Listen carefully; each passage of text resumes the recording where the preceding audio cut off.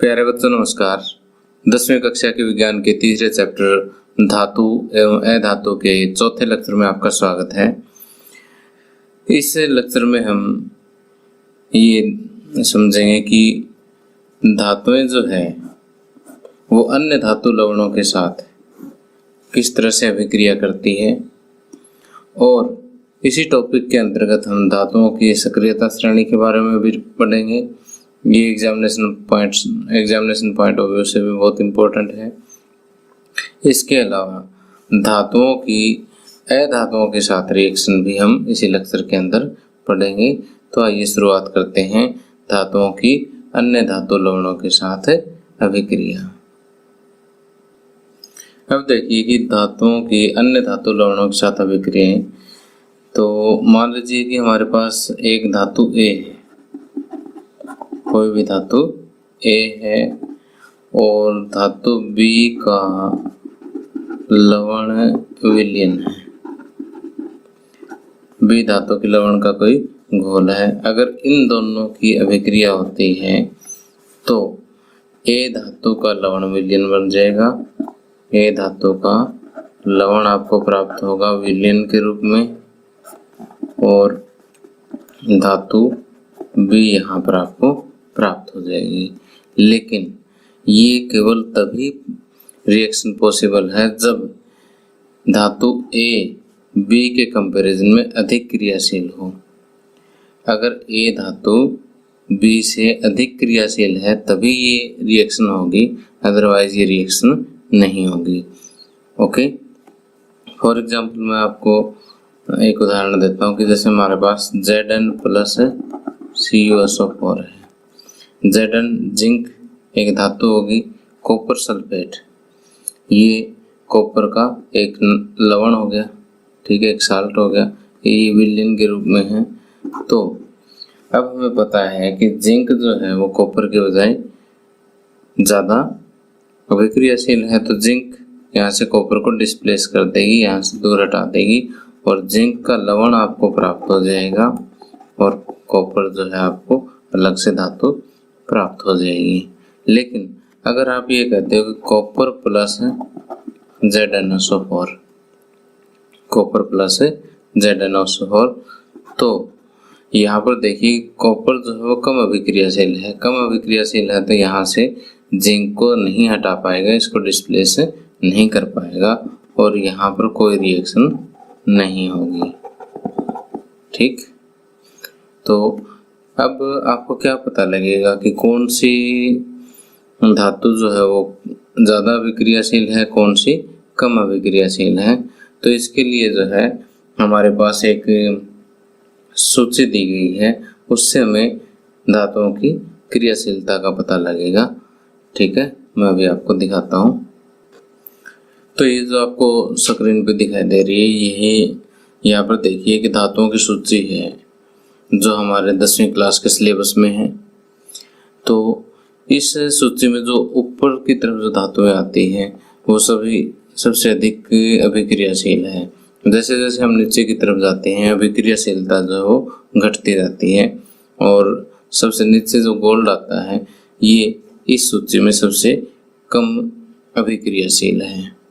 Okay, तो exam में direct question भी पूछ लिया जाता है कि धातुओं की सक्रियता श्रेणी, या सिंपली कहते हैं कि सक्रियता श्रेणी क्या होती है।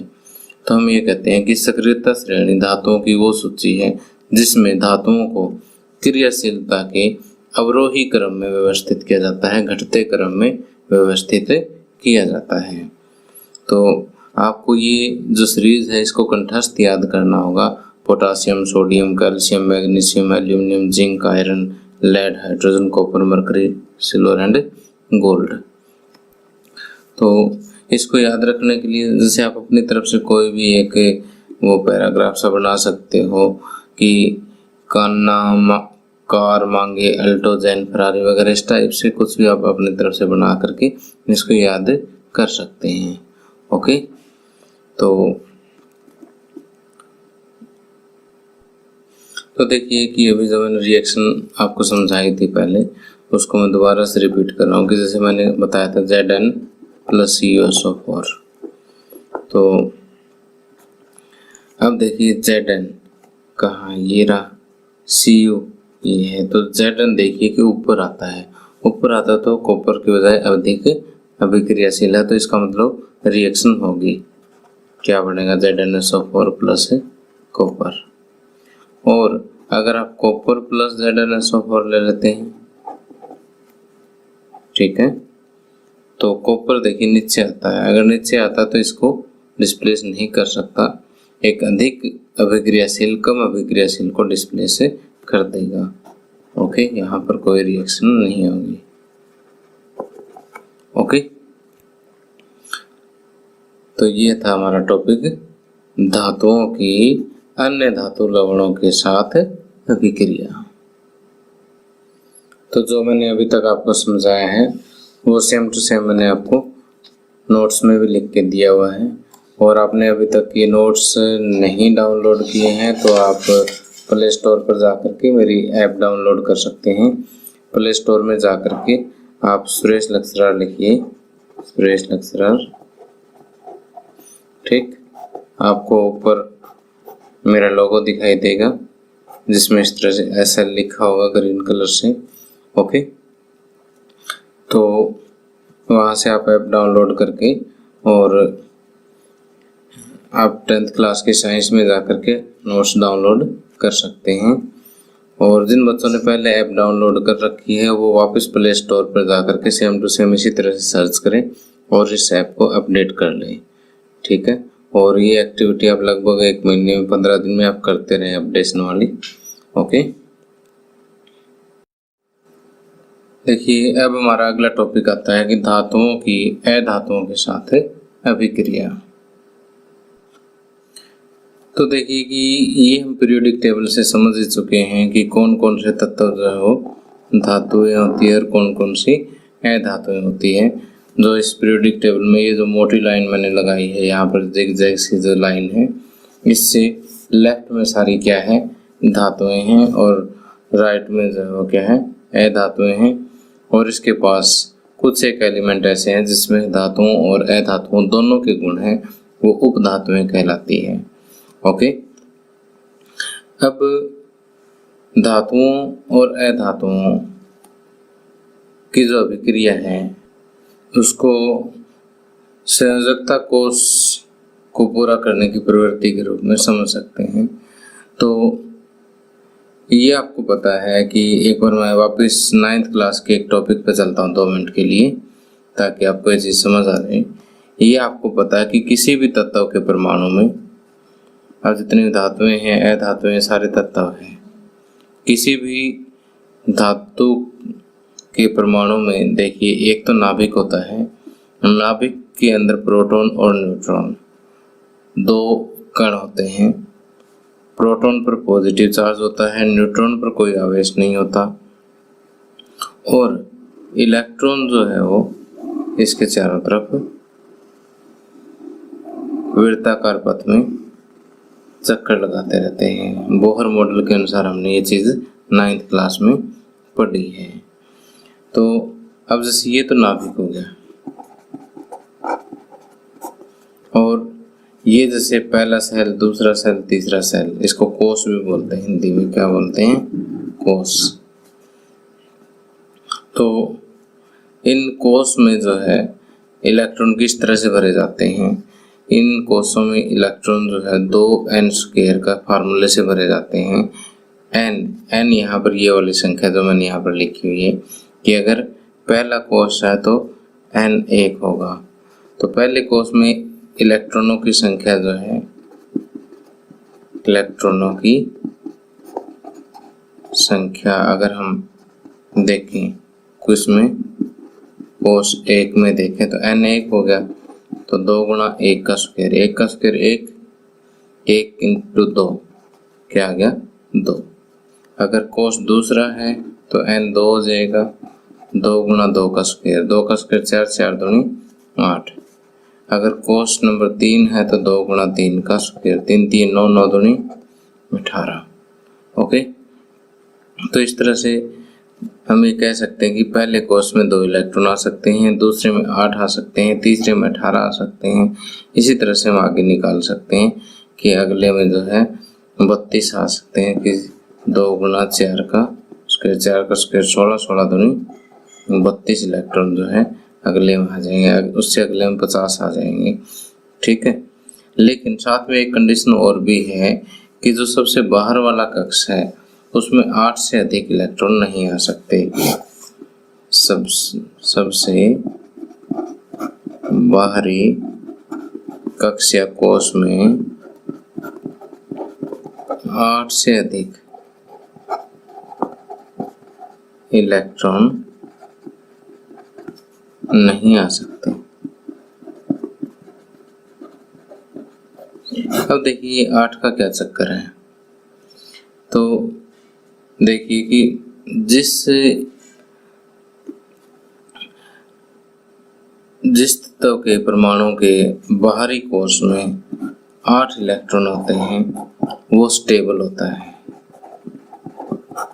वो क्या होता है? स्टेबल होता है। स्टेबल को हिंदी में क्या कहते हैं? अर्थात कि वो स्थिर होता है। अब प्रकृति का ये नियम है कि प्रकृति की हर एक चीज स्टेबिलिटी चाहती है, स्थिरता चाहती है।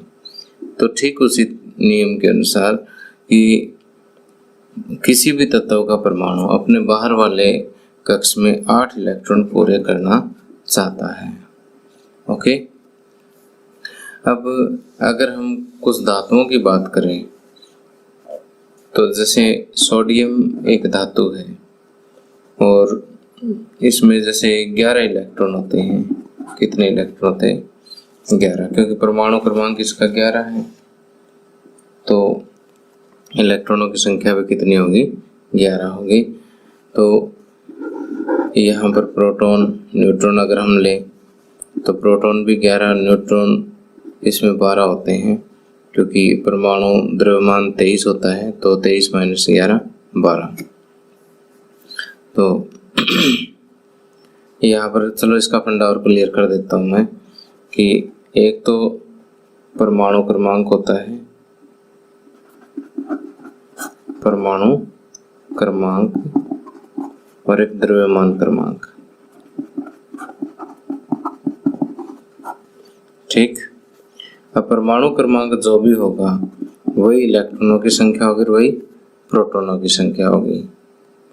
ठीक, और द्रव्यमान क्रमांक क्या होता है कि प्रोटॉनों की संख्या या इलेक्ट्रॉनों की संख्या परमाणु क्रमांक प्लस न्यूट्रॉनों की संख्या, प्लस न्यूट्रॉनों की संख्या जो द्रव्यमान क्रमांक होती है। तो अगर न्यूट्रॉनों की संख्या निकालनी हो तो द्रव्यमान क्रमांक में से इन तीनों में से कोई एक घटा दो। ठीक है, तो चलो इसको मैं चित्र को थोड़ा सा इधर बना लेता हूँ खुली जगह में। प्रोटॉन 11, न्यूट्रॉन 12, ये किसके लिए कर रहे हैं हम? सोडियम के लिए कर रहे हैं।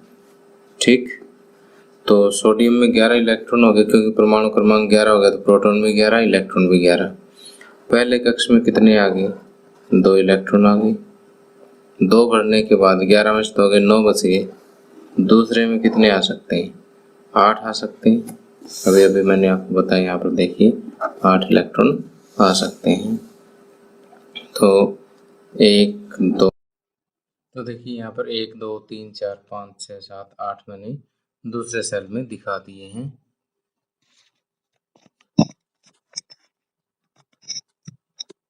तो आगे देखिए कि 2 और 8 10 इलेक्ट्रॉनों के बाद बच गया 1 इलेक्ट्रॉन और, तो आउटर मोस्ट सेल में क्या हो जाएगा? 1 इलेक्ट्रॉन और आ जाएगा। अब इसी तरह से मैं एक नॉन मेटल का एग्जांपल ले लेता हूँ। जैसे क्लोरीन का एग्जांपल ले लिया, एक अधातु का एग्जांपल ले लिया। ये तो क्या है? धातु, और ये क्या है? अधातु। क्लोरीन के अंदर 17 इलेक्ट्रॉन होते हैं, इसका परमाणु क्रमांक 17 है, तो इलेक्ट्रॉनों की संख्या भी 17 होगी, प्रोटॉनों की संख्या भी 17 होगी। ठीक, और इसका द्रव्यमान क्रमांक जो है वो 35, तो कुछ एक का 35 होता है, कुछ एक का 37, तो मैं 35 वाला लेके चलता हूँ यहाँ पर। तो न्यूट्रॉनों की संख्या आप 18 और 17 35, ठीक है, ये ले लें। तो यहाँ पर देखिए कि प्रोटॉन 17, न्यूट्रॉन 18, और अब 17 इलेक्ट्रॉन आपने फिलअप करने हैं। तो पहले सेल में 2, दूसरे में 1 2 3 4 5 6 7 और 8, 2 और 8 10, बच गए कितने, 7 बच गए। ये हम 1 2 3 4 5 6 और 7 भर देते हैं। ओके, कमी रहेगी 1 की। कमी किसके लिए, मैंने बताया कि हर एक तत्व का परमाणु जो है अपने बाहर वाले कक्ष में 8 इलेक्ट्रॉन पूरे करना चाहता है। अब देखिए सोडियम भी 8 पूरे करना चाहता है, क्लोरीन भी 8 पूरा करना चाहता है। अब देखिए कि अगर ये अलग थलग पड़े हैं तो जैसे हैं ऐसे के ऐसे रहेंगे जैसे मैंने दिखा रखे हैं। लेकिन अगर सोडियम और क्लोरीन एक दूसरे के नज़दीक आते हैं, ओके, विशेष परिस्थितियों में एक दूसरे के नज़दीक आते हैं, तो क्या होगा। तो देखिए कि अब इसके पास ऑप्शन है कि या तो 1 लें या 7, या तो 7 लें या 1 डोनेट कर दें। इधर क्लोरीन के पास ऑप्शन है या तो 1 ले लें या 7 दे दें। अब सिंपल सी बात है कि यहाँ पर 1 छोड़ना आसान है, 7 लेना मुश्किल है, क्योंकि इलेक्ट्रॉन पे नेगेटिव चार्ज होता है, प्रोटॉन पे पॉजिटिव। अब यहाँ 11 पॉजिटिव है जो कि 11 नेगेटिव का हैंडल कर रखा है। अब 7 और नेगेटिव ये नहीं खींच सकता, ओके। लेकिन 1 अगर इसको कोई खींच के ले जाए तो ये 1 छोड़ देगा। तो अगर मान लीजिए सोडियम ने 1 इलेक्ट्रॉन छोड़ दिया, तो छोड़ने के बाद की स्थिति देखो, इलेक्ट्रॉन हो गए 10, प्रोटॉन हो गए 11, छोड़ने के बाद की बात कर रहा हूँ मैं। तो नेगेटिव चार्ज तो हो गए 10 और पॉजिटिव हो गए 11, तो कुल मिलाकर के सोडियम पर 1 पॉजिटिव चार्ज आ जाएगा। अब मान लिया कि ये इलेक्ट्रॉन इधर आ गया, क्लोरीन के पास आ गया। क्लोरीन के पास अगर ये इलेक्ट्रॉन ले लेता है, ये लो जी, अपन इसका इलेक्ट्रॉन यहाँ जगह पड़ी थी, ये लगा दिया, थोड़ा सा अलग दिखा दिया मैंने इसको समझने के लिए, बाकी ऐसा कोई फंडा नहीं है। तो देखिए कि इलेक्ट्रॉन यहाँ पर हो गए 17, तो ये थे ही, इसके 1 ये वाला आ गया, इलेक्ट्रॉन हो गए 18 और प्रोटॉन हो गए 17। तो इलेक्ट्रॉनों की संख्या या नेगेटिव चार्ज हो गए 18 और पॉजिटिव हो गए 17। तो कुल मिलाकर के क्लोरीन पर 1 नेगेटिव चार्ज एक्स्ट्रा हो जाएगा। अब 1 पॉजिटिव चार्ज और 1 नेगेटिव चार्ज, यानी 1 सोडियम और 1 क्लोरीन जब आपस में नज़दीक आते हैं तो पॉजिटिव नेगेटिव को अट्रैक्ट करता है, आकर्षित करता है। तो यहाँ पर क्या बनेगा, सोडियम क्लोराइड बन जाता है, ठीक। तो जितनी भी धातु और अधातुओं के बीच में रिएक्शन होती है तो वो इसी तरह से होती है कि धातुएं जो है वो इलेक्ट्रॉन छोड़ करके धन आयन बनाती हैं और अधातुएं इलेक्ट्रॉन लेकर के ऋण आयन बनाती हैं। जब एक धन आयन और एक ऋण आयन जब आपस में एक दूसरे के पास आते हैं तो इनके बीच में आयनिक आबंध आ जाता है। देखो, 2 आयनों के बीच में जो आबंध होता है वो आयनिक आबंध कहलाता है और ये दोनों आयनिक आबंध से जुड़ जाते हैं और इस तरह से जो यौगिक बनते हैं उनको आयनिक यौगिक कहते हैं, ओके। तो इस कंसेप्ट को थोड़ा सा और अच्छी तरह समझाने के लिए मैं 1-2 एग्जाम्पल और देता हूँ, फिर आपको बिल्कुल सही समझ आ जाएगा। और एग्जाम में लिखना कैसे है उसकी भी चिंता ना करें, मैंने नोट्स आपके लिए बना रखे हैं, उसमें से मैं आपको बता दूंगा। अब यहाँ देखिए कि तत्वों की अभिक्रियाशीलता को संयोजकता कोष को पूर्ण करने की प्रवृत्ति के रूप में समझा जा सकता है। संयोजकता कोष को पूर्ण करने की प्रवृत्ति का मतलब बाहर वाले कक्ष में 8 इलेक्ट्रॉन पूरे करने की प्रवृत्ति के रूप में समझा जा सकता है। अब धातु के परमाणु संयोजकता कोष पूरा करने के लिए 1 या अधिक इलेक्ट्रॉनों का त्याग करके धन आयन बनाते हैं, ओके। और अधातु संयोजकता कोष को पूरा करने के लिए 1 या अधिक इलेक्ट्रॉन ग्रहण करके ऋण आयन बनाते हैं। ये अपन अभी भी समझा कि जैसे सोडियम वाला धन आयन बनाता है और क्लोरीन अधातु है वो इलेक्ट्रॉन लेकर के ऋण आयन बनाती है। और ये विपरीत आवेशित आयन जब एक दूसरे को आकर्षित करते हैं तब मजबूत और शिथिल वैद्युत बल में बंध कर आयनिक यौगिक बनाते हैं। ठीक, तो अब जो मैंने आपको इतना चित्र बना करके समझाया उस इतना आपको एग्जाम में कुछ नहीं करना है। एग्जाम में सिंपल आपने जो लिखना वो मैं बताता हूँ आपको। तो परीक्षा में आपने क्या करना है, यहाँ पर सिंपल सोडियम दिखा दो और इसकी जो इलेक्ट्रॉनिक विन्यास है 2, 8 और 1 ऐसे दिखा दीजिए। और फिर हम ये कहेंगे कि जैसे ये एक इलेक्ट्रॉन छोड़ देता है फालतू वाला, तो इसके ऊपर धन आवेश आ जाता है। ठीक उसी तरह से आप क्लोरीन का दिखा दो 2, 8 और 7, और ये एक इलेक्ट्रॉन ले लेता है। इलेक्ट्रॉन ले करके क्या बनाएगा, क्लोरीन नेगेटिव आयन बनाएगा। ठीक, और इसकी कॉन्फ़िगरेशन हो जाएगी 2, 8, 8, इसकी हो जाएगी 2, 8। ओके, तो अब देखिए कि ये पॉजिटिव और ये नेगेटिव आयन मिलकर के क्या बनाएंगे, सोडियम क्लोराइड बनाएंगे। अब यहाँ से एक कंसेप्ट और चलता है लोहाई स्ट्रक्चर का। लोहाई स्ट्रक्चर क्या, कैसे हम इसको एक साइंटिस्ट के नेम पे है ये लोहाई स्ट्रक्चर, या इसको इलेक्ट्रॉन डॉट स्ट्रक्चर भी कह देते हैं।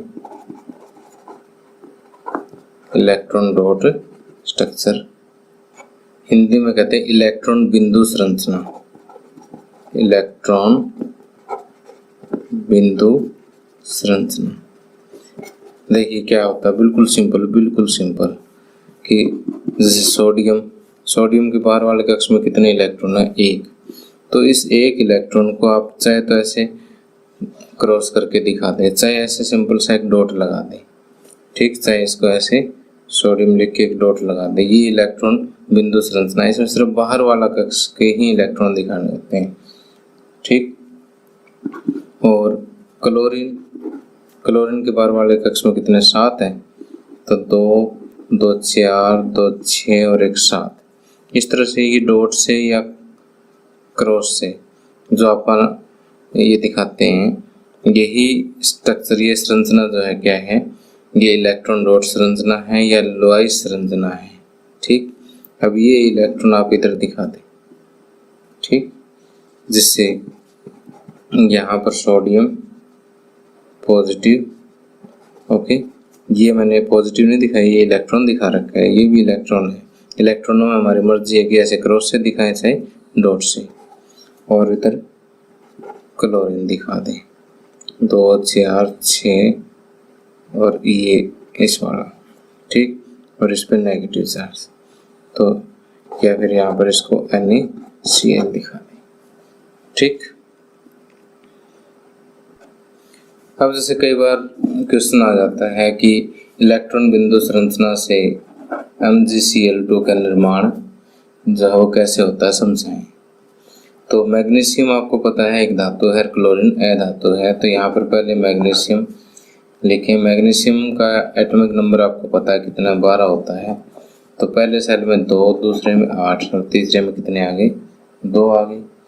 तो इसके लिए मैग्नीशियम के लिए 2 छोड़ना आसान है, तो मैग्नीशियम क्या करेगा, 2 इलेक्ट्रॉन छोड़ देगा तो इस पर 2 पॉजिटिव आ जाएगा। और क्लोरीन आपको जैसे पता ही है कि एटॉमिक नंबर कितना होता है, 17 होता है। तो 2, 8 और 7, ये एक इलेक्ट्रॉन लेगा तो क्लोरीन पर एक नेगेटिव आ जाएगा। और इसकी संरचना है 2, 8, 8 और इसकी हो जाएगी 2, 8। ओके, अब यहाँ पर देखिए कि मैग्नीशियम 2 पॉजिटिव है, और क्लोरीन सिर्फ 1 ही नेगेटिव है। अब इसके 2 यूनिट चार्ज को बैलेंस करने के लिए, यहाँ पर 2 यूनिट पॉजिटिव को बैलेंस करने के लिए 2 यूनिट नेगेटिव ही होना जरूरी है। तो यहाँ पर एक मैग्नीशियम के साथ 2 क्लोरीन आएंगे। ठीक है, तो अब देखिए इस बात तो आप समझ गए होंगे कि मैग्नीशियम के पास 2 पॉजिटिव है, क्लोरीन के पास 1 नेगेटिव है। तो इसके 2 पॉजिटिव को बैलेंस करने के लिए क्लोरीन के 2 परमाणुओं को यहाँ पर आना पड़ेगा, तभी इसको बैलेंस कर पाएंगे। तो इसको देखिए इलेक्ट्रॉन डॉट स्ट्रक्चर से हम कैसे दिखाएंगे कि मैग्नीशियम के पास 2 इलेक्ट्रॉन हैं, तो दोनों को मैं ऐसे क्रॉस से दिखा देता हूँ। एक क्लोरीन के पास कितने हैं? 7 हैं, 2 4 6 और 1 7। दूसरे क्लोरीन के पास भी 2 4 6 और 1 7। अब जब ये आपस में नज़दीक आते हैं तो मैग्नीशियम में 1 इलेक्ट्रॉन अपना इसको दे देगा और 1 इलेक्ट्रॉन इसको दे देगा। तो आगे क्या बनेगा? मैग्नीशियम 2 पॉजिटिव और क्लोरीन 2 4 6 7, और चाहे इसको भी डॉट से दिखा दो, कोई ज़रूरी नहीं क्रॉस से अलग दिखाना। 2 क्लोरीन है तो 2 यहाँ लगा देते हैं। तो इस तरह से MgCl2 का निर्माण होता है। ओके, तो प्यारे बच्चों, इस तरह से आपके बुक में अगर 1-2 एग्जाम्पल और है तो उनको भी आप आसानी से कर सकते हैं। अब ये जो इस तरह से धातु और अधातुओं के बीच में जो यौगिक बनते हैं उसको हम आयनिक यौगिक कहते हैं, क्योंकि ये आयनों के बीच में जो आयनों की वजह से बनता है, ये पॉजिटिव और नेगेटिव आयन होते हैं। ठीक है, इनके बीच में कौन सा आबंध होता है? आयनिक आबंध होता है। जो एक पॉजिटिव और नेगेटिव आपस में खींचते हैं, आयन खींचते हैं, तो उसको हम आयनिक आबंध कहते हैं। और उसी वजह से ये यौगिक जो है क्या कहलाते हैं? आयनिक यौगिक कहलाते हैं। अब तो इससे अगले लेक्चर में हम आयनिक यौगिकों के गुणधर्मों के बारे में पढ़ेंगे और कुछ अभ्यास के प्रश्न दिए हुए हैं उनको हल करेंगे। ठीक है, और इसी टाइप के कुछ और प्रैक्टिस भी हम करेंगे। Thank you, have a nice day.